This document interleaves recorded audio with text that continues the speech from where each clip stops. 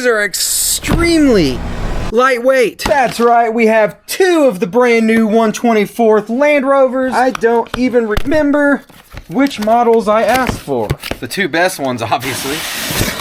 That one and that one. I am actually surprised how tiny these are. These are so tiny. Whoa, hold on.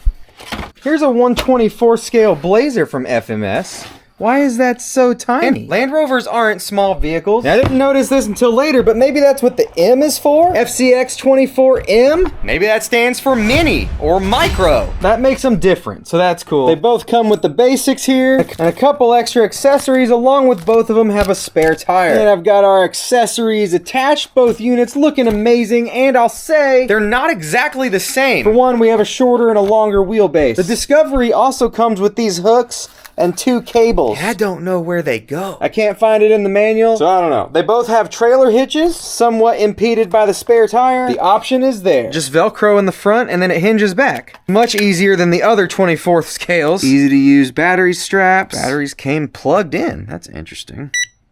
They've got juice. The Defender also has bigger tires. They're wider and taller, by the way. And you can change the ride height. And actually, I think I'm gonna do that on one and not the other. The Defender here has a little bit more body rub than the Discovery does. So I think I'm gonna lift this one and I'm gonna leave that one the same. There we go.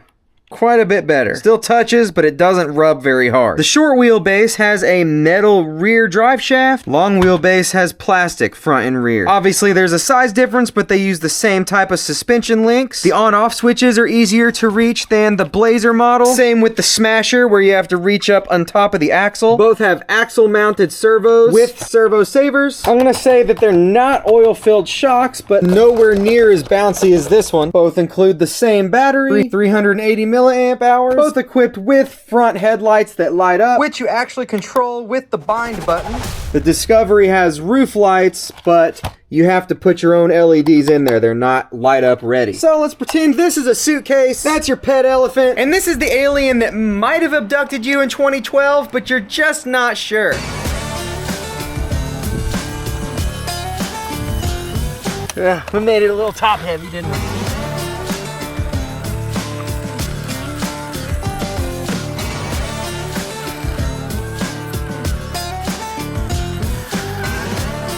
Try yours. Nice. Yeah. Can yours do it? Oh yeah. Oh! Really?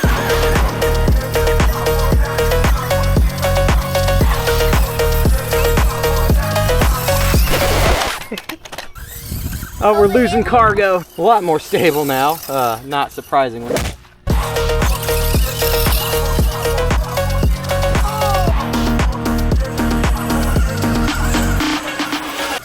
Yeah, not so top heavy anymore. Quick voiceover here for some information. I started out with this short wheelbase one, the Defender, but give it just a minute here because I had a lot more fun with the Discovery. Being a longer wheelbase, it just handled things a lot better. And it was actually a whole lot of fun on these big rocks.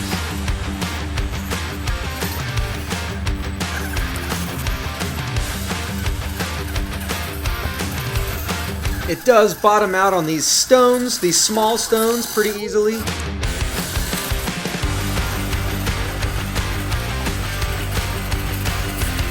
And same with these larger ones, apparently. Being a bit more of a scale vehicle, these do not have portal axles, limits your ground clearance.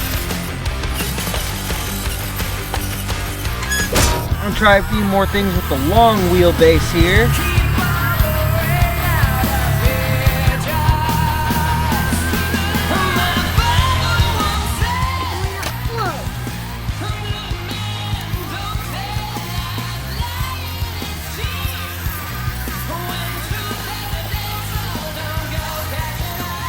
And not surprisingly, this one also has trouble on these medium rocks. Now I'm gonna try this too. I have a feeling it'll do okay.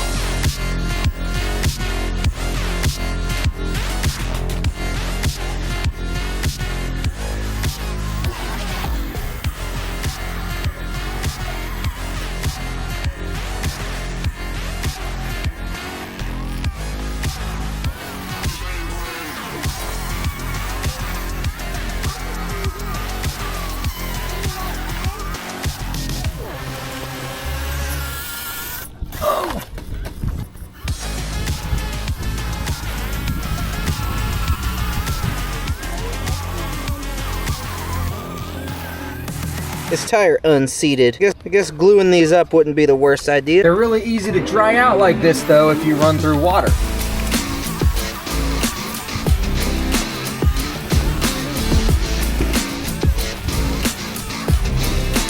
Gets caught up on these little weeds real easily, but that's part of the charm, you know?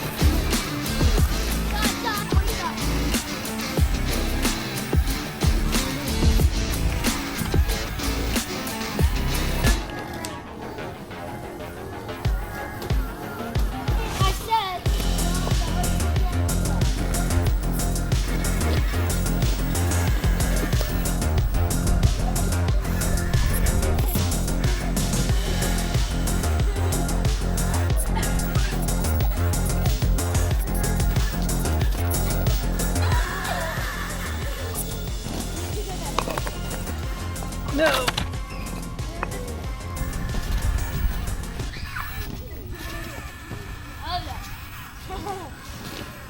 Oh, yeah.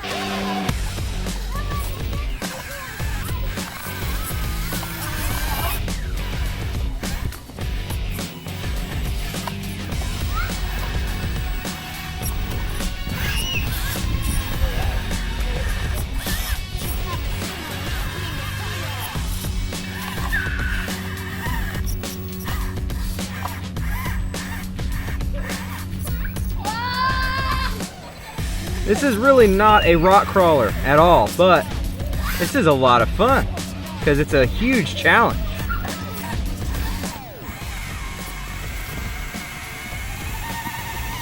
Yes. Ice cream truck. Nope. Definitely not. Just build as we go.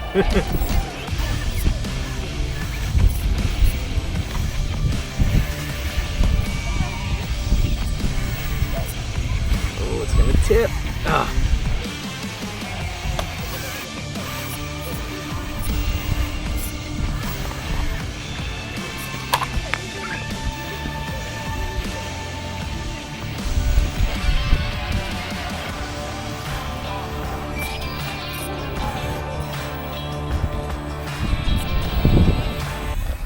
Whoa.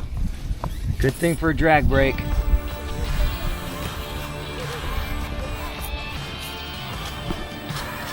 Yes! Dude!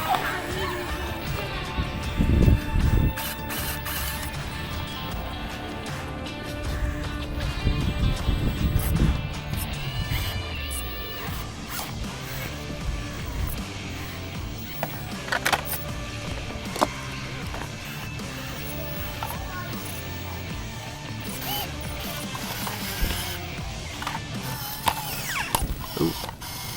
Oh no! It bound up. Snapped our drive shaft. Guess we're gonna have to finish this in two-wheel drive. That's not gonna be easy at all. Especially with the dangler there. Just set it right there.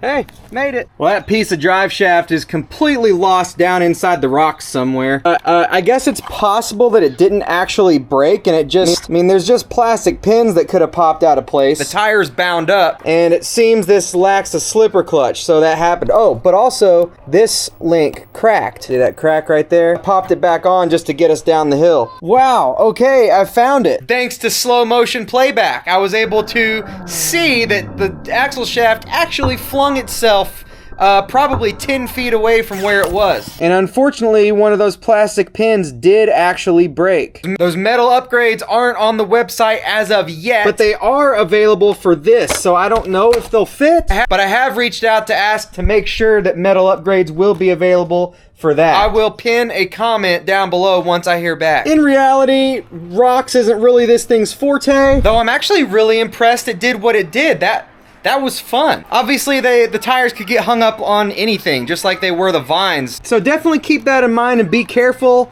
I guess this doesn't have a slipper clutch, and if it does, it's too tight. Like I showed earlier, the short wheelbase already has metal ones in the rear, probably due to the extreme angle that shaft goes at.